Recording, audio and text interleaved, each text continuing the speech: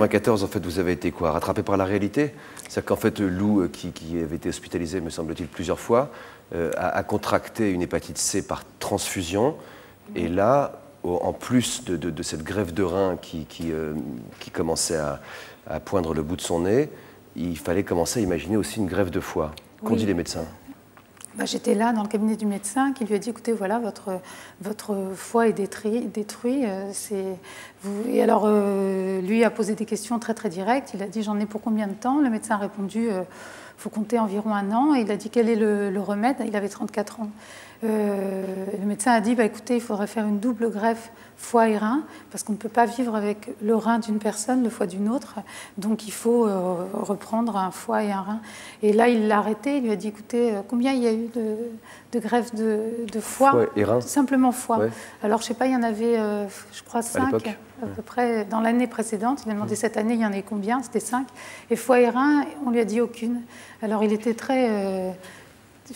direct, et il assumait beaucoup les choses. Il avait énormément de caractère. Il s'est dit qu'il allait mourir assez vite. Il a dit, il lui a dit, écoutez, j'imagine que moi qui suis malade depuis l'âge de 25 ans, je vais peut-être pas être dans les prioritaires pour une double greffe foie et rein. Et le médecin a dit en effet, et on est sorti de là comme ça. Et moi, je suis sortie de là. Avant, c'était toujours lui qui m'avait, quand on nous a dit qu'on n'aurait jamais d'enfant, j'étais terrassée. Et lui m'a dit, mais c'est des cons, je te promets, on en aura. Et vous en avez eu. Et on en a eu. Donc cette fois-ci encore, vous n'avez pas cru le médecin, quoi. Là, cette fois-ci, c'est moi qui... Alors que d'habitude, je croyais toutes leurs injonctions. Cette fois-là, non, j'ai pas du tout cru. Vous vous êtes dit, c'est un problème de plus et ça passera, quoi. Oui. Alors que lui savait qu'il allait partir. Mais vous en avez plus parlé tous les deux ensuite? C'est très difficile, hein. C'est très tabou en fait de parler de choses comme ça, parce que c'est au fond, c'est de parler, c'est ce que vous racontiez tout à l'heure, enfin, évoquer la mort de l'autre avec l'autre, c'est quand même pas quelque chose de simple. Alors ça nous est arrivé d'en parler, mais très peu. Et puis ce qui s'est passé surtout, c'est que la dernière année a été très difficile. Notre vie de couple devenait très compliquée, parce que moi, je ne suis pas malade, et qu'on ne peut pas savoir ce que c'est que quelqu'un qui... On ne sait pas ce que c'est la maladie quand on ne l'a pas vécu. Je ne saurais jamais. Je sais ce que c'est que la mort d'un être proche, mais je ne sais pas ce que c'est dans mon corps. Donc moi, j'avais devant moi quelqu'un qui j'ai mis la barre très haut. Je vivais avec lui comme s'il n'était pas malade. Donc, comme il m'avait toujours habitué à le faire. Comment vous êtes amené à vous séparer? En fait, ce qui s'est passé, c'est que ça allait vraiment pas bien. On se disputait beaucoup. Je crois que lui, il allait vers la mort quelque part. Il écrivait, il avait toujours écrit. Et un écrivain, c'est quelqu'un qui est beaucoup en lui-même aussi. Et moi, j'en pouvais plus. Au mois de mai, j'ai rencontré quelqu'un d'autre qui était tout le contraire, qui était quelque part ce que lui aurait été s'il n'y avait pas eu tout ça dans sa vie. Je ne me suis pas dit ça à ce moment-là. Il était très gai, il avait réussi une formidable vie professionnelle. Quelque chose avec l'écriture aussi, qui était très réussi. C'est vous, Bernard ou... Qui était très... Ouais, il avait déjà... J'ai une question à poser. Bernard Werber avait déjà écrit les... L'oubli, c'est son nom? Non, il s'appelait... C'est un pseudo? Oui, c'est un pseudo, voilà. Ouais. C'est un pseudo avec son nom. Posez votre question. Mais il l'a choisi exprès pour être oublié? Je sais pas, je pousse à... Je sais pas faire... Il y a 10 000 messages à chaque fois dans son écriture. Il a une écriture qui est très, très sensible, très légère et pleine de choses comme ça. Mais vous avez une explication sur ce choix-là, précisément, de pseudo? Peut-être parce qu'il jamais parlé. Peut-être parce qu'il souhaitait que vous réussissiez à l'oublier ensuite et que vous puissiez vivre votre vie, peut-être. Ouais. Vous dites que vers la fin, vous vous disputiez beaucoup avec lui. Oui.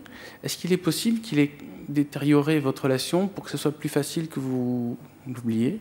Non.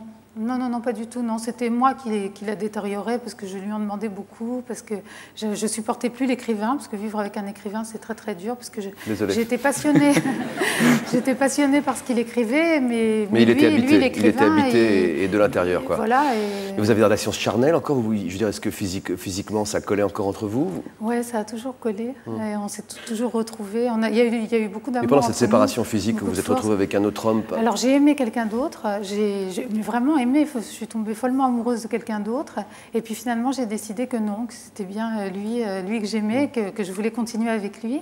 Mais à ce moment-là, vous disiez que vous retrouveriez peut-être votre mari, qu'en tout cas, vous étiez toujours dans le déni, en tout cas, vous ne vous disiez pas qu'il pourrait disparaître du jour au lendemain. Quoi. Je veux dire, je lui ai demandé de prendre un appartement en novembre, et fin novembre, et il a mis fin à ses jours début janvier.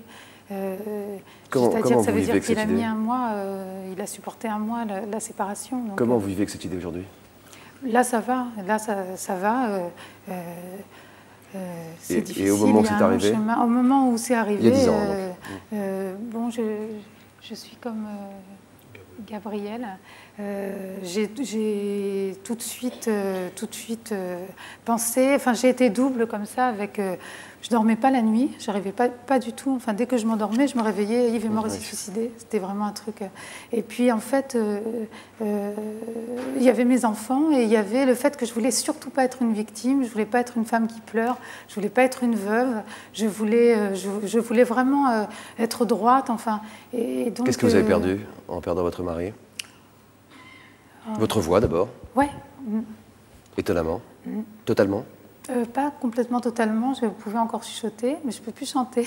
Mais après, j'ai retrouvé pour parler comme je parle. Mais ouais, j'ai demandé au pompier en bas de l'immeuble. Et il est mort, il m'a dit oui. Et là, j'ai eu un cri que j'ai vraiment que j'ai rentré. C'est pourquoi? Pour exprimer, alors je ne vais pas faire de la psy sauvage, mais pour exprimer tous les mots que vous ne vous êtes pas dit? Ah, écoutez, peut-être. Ouais.